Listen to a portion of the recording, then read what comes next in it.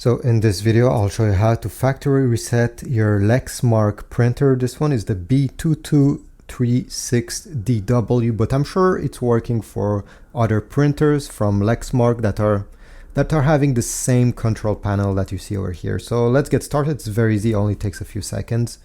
So the first step is to click on this wrench. This will launch the menu.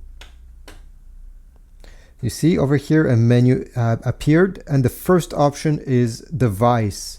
We need to select device by clicking the OK button here once.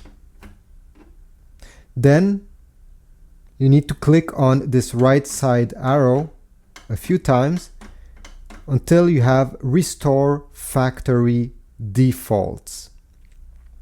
Okay, so once you see this, you need to press on the OK button once.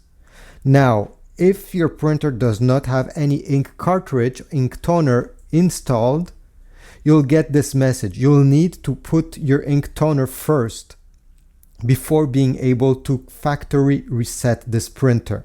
In my case, I don't even have a toner for this one at the moment.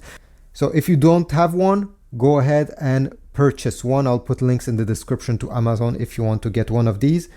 If not, simply press another time on the OK button. Then you'll see Restore All Settings on this screen.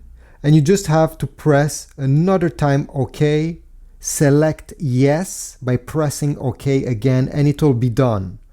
So this is it. This is how you factory reset your Lexmark B2236dw printer and other models that are using a similar control panel.